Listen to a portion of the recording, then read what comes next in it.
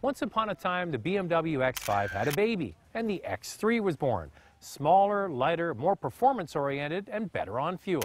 Then the X3 had a baby, and this is its offspring. It's the all-new X1. Smaller, excellent performance, and better fuel economy than the X3. BMW has been very clever opening up new categories. One of the very first mid-size luxury crossovers with the X5, the very first compact luxury crossover with the X3, and now they've opened up a whole new category with the X1.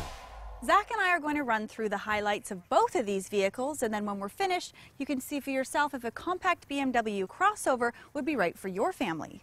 Now, I'm going to start with the BMW X3. It's bigger than the outgoing model. In fact, the interior space is almost as big as the original X5.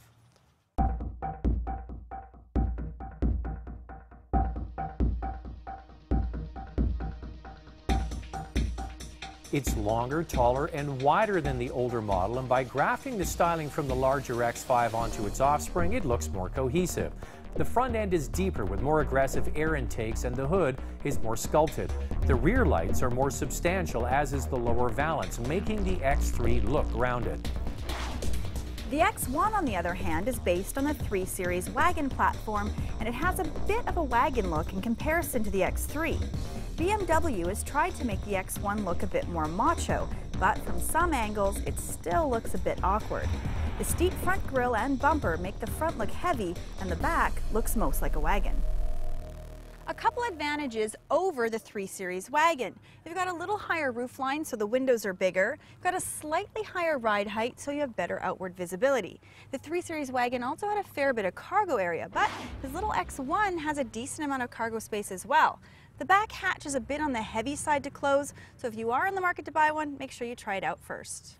Now, because this X3 is larger, you obviously get more cargo space. The back is very useful. It's actually bigger than one of the main rivals, the Mercedes GLK.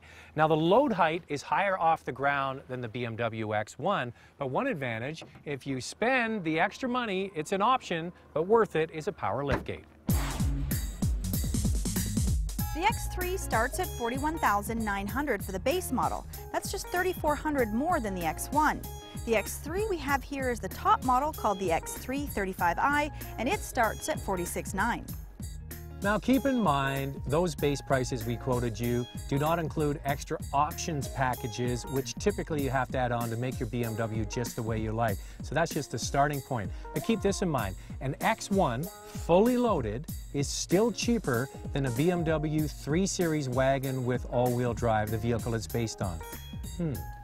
The inside of the X1 is very similar to the 3 Series with high-quality materials, but a rather simple design. There's no room for a second cup holder in the console, so they have one that clips onto the side here. A bit cheap looking. Now, this X3 interior is also based on the 3 Series, but it's a little bit wider. The benefit for that is that you get 2 full-size cup holders in the center console, nothing added on the side, and it feels more open and airy. And for people that like to sit up a little bit higher, the X3 definitely gives you a better view down the road. The X3, on the other hand, offers much more backseat room. In fact, this space is very comfortable. So if backseat room is important, the X3 has the obvious advantage.